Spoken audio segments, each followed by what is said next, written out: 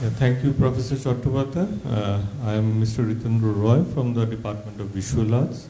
I'm an associate professor, and coming from my field, I mean, you would well understand that I was more interested with the images, especially the wall writings and the political graffiti which you were showing, along with the other images.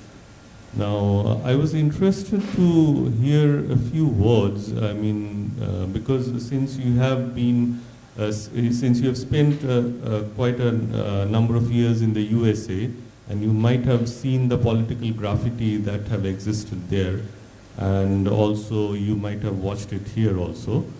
So, how would you relate these two? This was the first one. The second one is that about the question of the ephemerality. Now, if you have noticed, I mean, I have seen in my journeys and in different places also, even it's a sad story that when I go to the different historical monuments, I've seen that on the walls, on the surfaces, there are several writings, images. In the local trains I travel, there are so many writings and images. So, if you say a few words upon those, because how would you try to classify them within the modalities of urbanism? And do you see the same, I mean, I know you wouldn't see the same thing, but do you find anything similar in the USA where you stay? Well, let me try to answer that by explaining why I didn't use the term graffiti. I called it explicitly political wall writing. In the US, and I work in the US, I'm very sensitive to the notion that I am speaking to academics. My colleagues are, a lot of them, in the US. When they hear graffiti, they think of a particular art form. Okay? It's no way I can change that in one day. But the term political graffiti was actually used in India as well. You know, some people said political wall writing, but political graffiti, depending on who was writing, both terms were used. I am both making a distinction between the art form which is popular in the US as the defiant language of a racially minority community. That's how it started. It's Black and Hispanic populations doing graffiti. And then you had white kids doing graffiti as well, because it became cool to do it. But graffiti, since you're talking about the visual, is actually meant to be indecipherable. It is only readable among a closed community. Let's say this gang is responding to that gang. They know what they're talking about. Me as an outsider, I will have no clue. You have to really study graffiti to figure out the signs, the language. They have a different language. And the great skill of the great graffiti artists, and there are many, there are books written about it, which is to say they develop their own style. It's almost like doing calligraphy. But in a format, in a space where it is actually illegal. It remains illegal. So there's something about defiance, and also doing graffiti very high, you know, above freeways. You can look at that and say, how is it even possible for somebody to do that? Because you have to climb that. That's the dare. There was a lot of dare in the wall writings of the 1960s, surely. Okay, because I've talked to enough people who actually did. Because the left parties trained political cadres to do wall writing. It requires training. It's not easy. I mean, I think I have a pretty good hand at art, but I don't think I can pull that off, because you have to gauge space. You have to have an understanding of spatial composition. What is different is that political graffiti is not indecipherable. One thing, no matter how artistic these are, some more than others, they are meant to communicate to a very large body of people. The largest constituency. They are overtly legible. They're working very hard to be legible, using graphics and typography, image and text. If you know that language, you will be able to read it. Okay? graffiti is known in other parts of the world. In Soviet Russia, you still find that. That's one of the strongest tradition. In Latin American countries, you still find that. And you find it, when I started working on this, there's really one good article written on political graffiti. It was called The Graffiti of the Intifada, which was written by an anthropologist, Julie Petit, who worked in the West Bank. And the open confrontation, and also, surreptitious, because it was actually really dangerous to do that. Because you have automatic guns and tanks and stuff. That's what you're dealing with.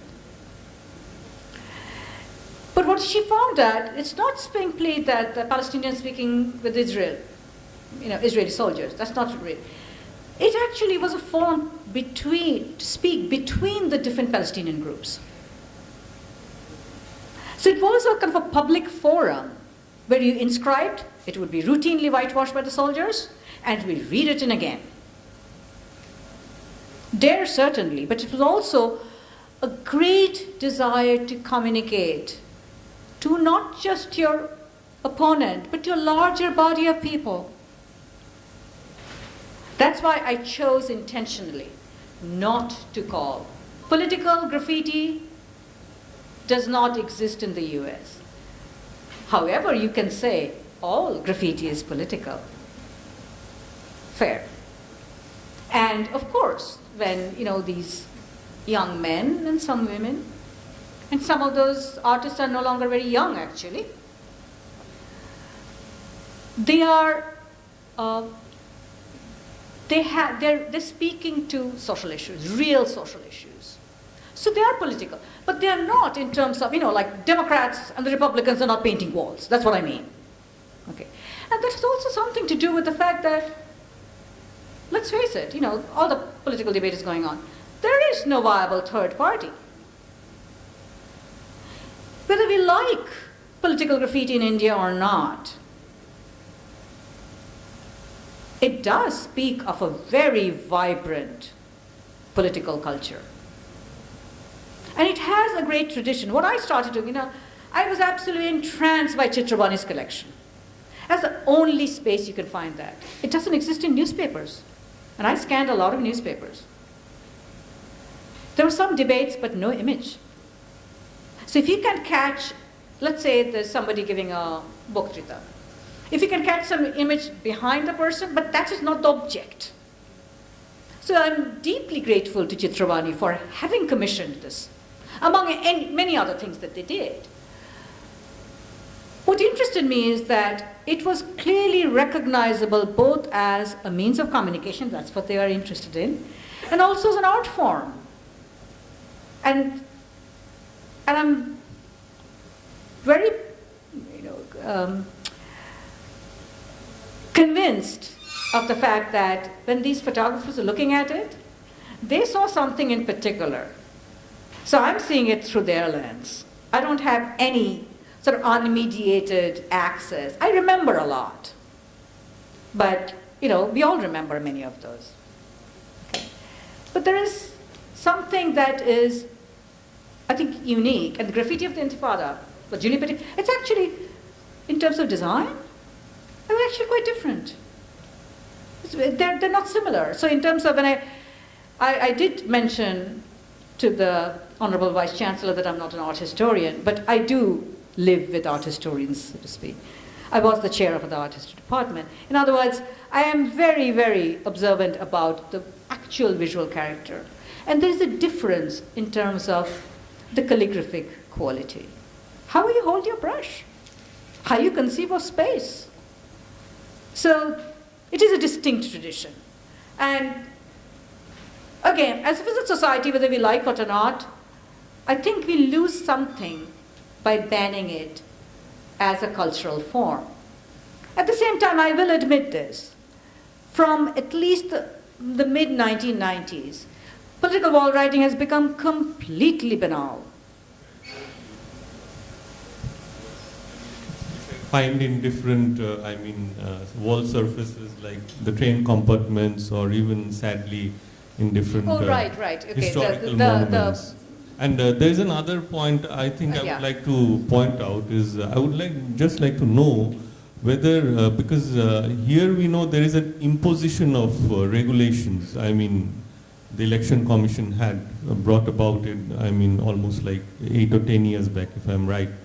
So, in spite of that, we see that there are a lot of, I mean, there are other ways of working about on the graffiti.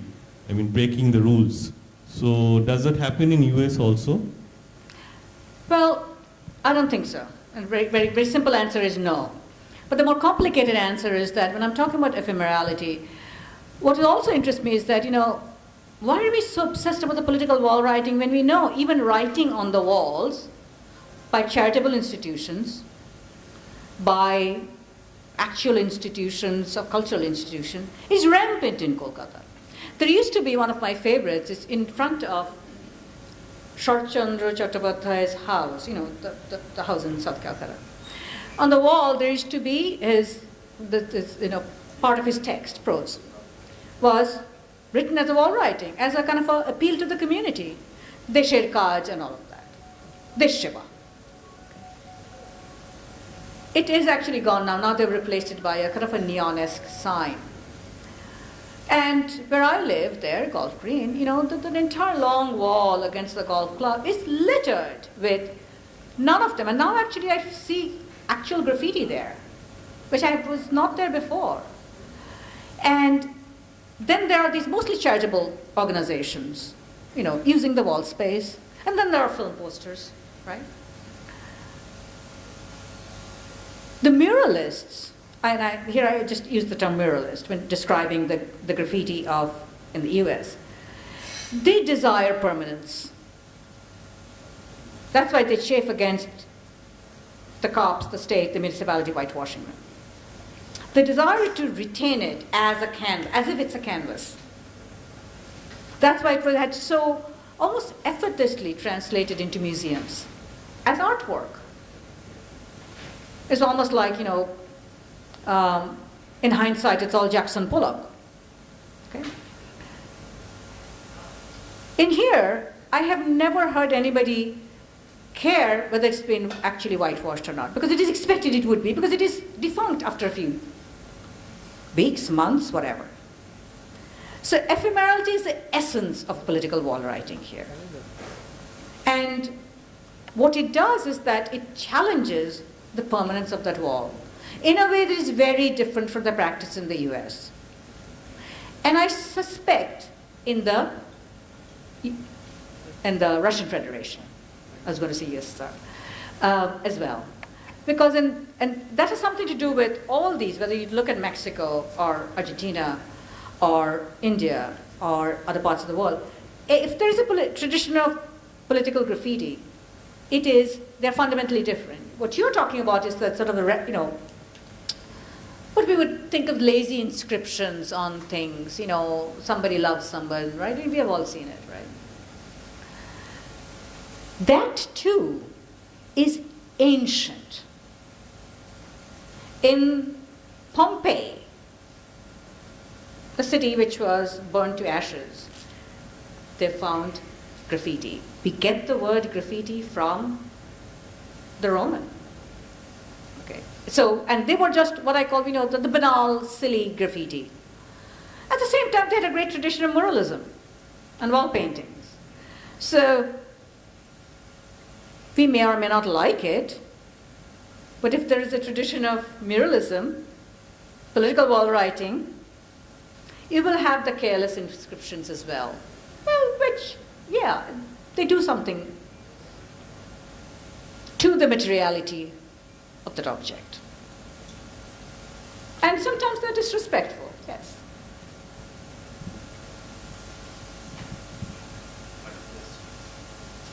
But this is the last, it will be the last question from the audience, okay? Because we can't request it to virtually delivering the another lecture. We can't take so much time from her. Okay?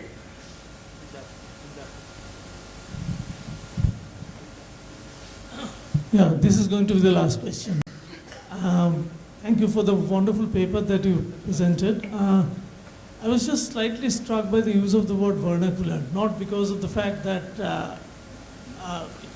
it kind of figures in the paper, but I was also reminded of the kind of analogy that I could possibly bring in here, that the question of the frontiers or the borders, you know.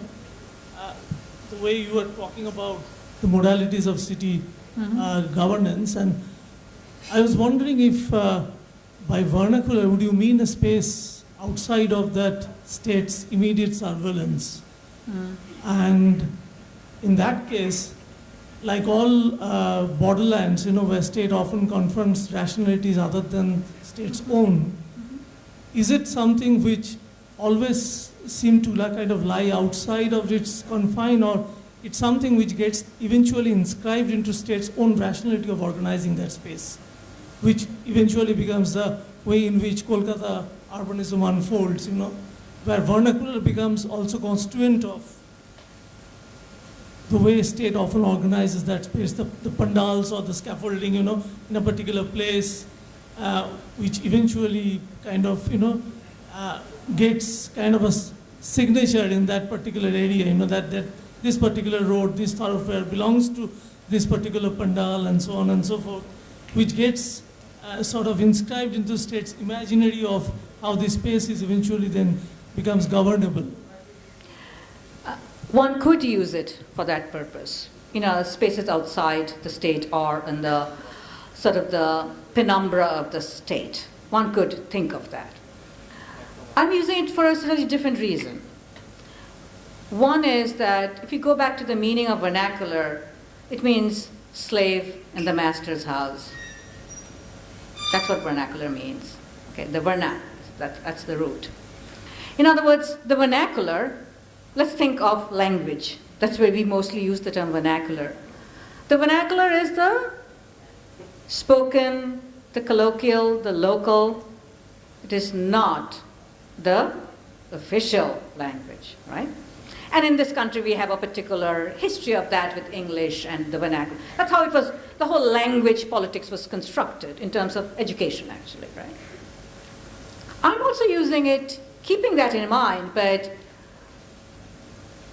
the use of the term vernacular in terms of landscape and architecture simply doesn't mean things which are beyond the control of the state. It simply means, it doesn't have to be not sanctioned by the state. It means ordinary buildings. It means buildings, spaces, which don't have the authorial stamp. These are not made by famous architects, you know, planners, nothing like that. So the term often used was folk architecture. That was the older term. It was turned into vernacular architecture and vernacular landscapes to refer to the ordinary everyday space. Some of it is state sanctioned, some of it might not be.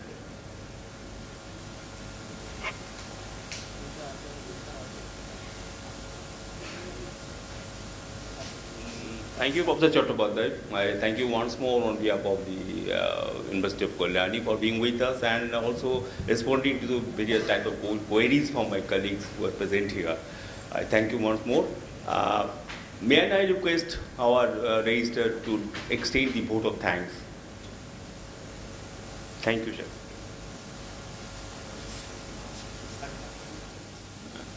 Good evening, everybody. I think the last job I have to do, the vote of thanks for this particular program. I feel really pleasure to give this vote of thanks on behalf of the university. This particular sixth distinguished lecture, where our distinguished guest and distinguished speaker, Professor Swati Chattopadhyay, for her wonderful topic, modalities of Indian urbanism. Really, I am thrilled because I am not in this field, but after listening her talk, so many things even I am remembering.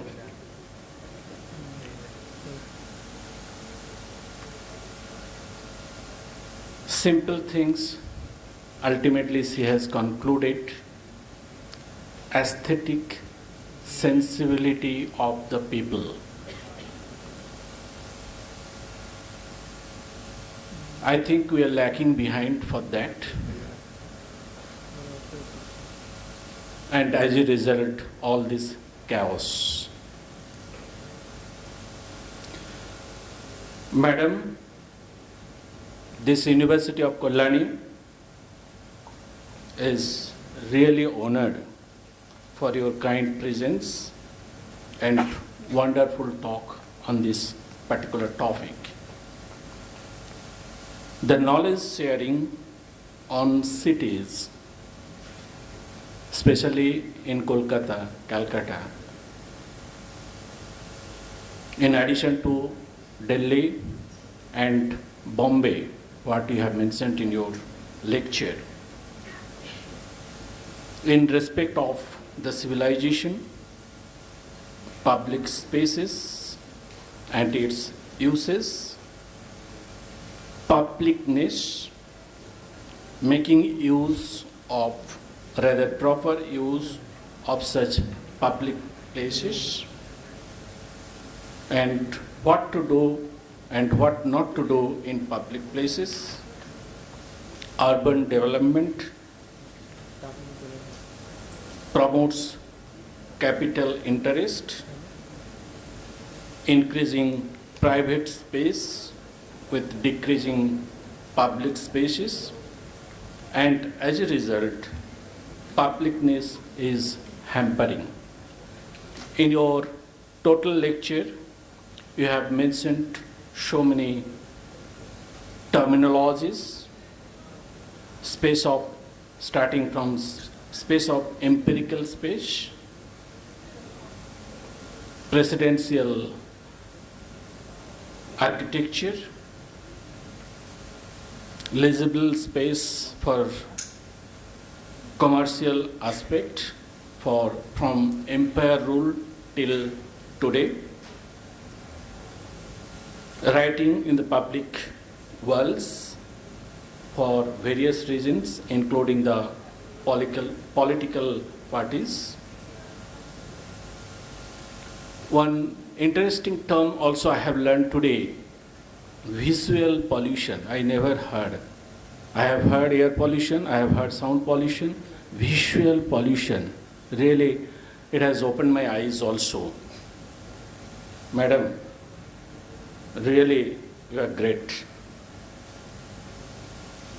You have used many terms: ephemerability, contingency, fungibility, and contractual spaces. So many things you have shown in your pictorial ways, which really it has gone to our hearts. I have also the similar kind of problems I have faced, because most of the time I have lived in South India, near Bangalore, Uti, very clean cities where the plastic is the banned. But for my recent association with Kalyani University, I used to visit to Calcutta. Even the train compartments, I found the people, so-called very good-looking, handsome people, smoking, which really gave me the very pain. The same thing, what I believe, Professor Swati Chattopadhyay has enlightened to us. On behalf of our university, really we are acknowledging your valuable information. Rather, you have given the informations on the aspect of social awareness. I will not say social sciences. And on behalf of all of us, our teaching faculties, our staff, our officers, our research scholars, our students, we extend our heartfelt of thanks on this occasion to be associated with this particular university and as well as enlightening the full of knowledges on this aspect. Thank you, madam. Thank you a lot. We also extend our heartfelt thanks to our Honorable Vice Chancellor, Professor Ratanlal Hanglu, who is always keen for the development of this university and how the treasure house of knowledge can be generated in this university. His primary aim is that. And for this particular program, I feel one of the programs he has guided, he has instructed, he has done every aspect to organize such programs, and also he has invited Prof.Swati Chattopadhyay for this wonderful talk. On behalf of all of us, we extend our sincere regards and heartfelt of thanks to our Honorable Vice Chancellor. Thank you, sir. I also thank to the organizer, Professor Ashish Mukhopadhyay, and his team on his department, who has done a tremendous job for organizing this distinguished lecture. The day one he came to me after taking the directions from Honorable Vice Chancellor, said, this is the things we have to execute very successful way. I gave my word, yes, we'll do it, and we should do, and we should gain the things, and we should translate the information and knowledge, whatever we will be getting from our research lab, from our classrooms to the society. So this is our commitment, and I extend my hearty thanks to Professor Ashish Mukhopadhyay and his team. Thank you, sir. Thank you a lot. The last but not the least, I extend my hearty thanks to all the organizers who are here and whose name I did not mention and who has helped to organize this particular program. Thank you all. Thank you once and all. Thank you. Thank you very much. I don't always insist on having the last word, but in this case, I would like to. I've been struck by the generosity, the kindness of you all. So thank you, Vice Chancellor, and thank you, colleagues and students. I wish my students sat as quietly as you did. They don't. Thank you. Thank you all on behalf of the university, but I must add a single sentence, that is, the mood of the house is that we expect Professor Swati Chattopadhyay very soon in our university. Thank you.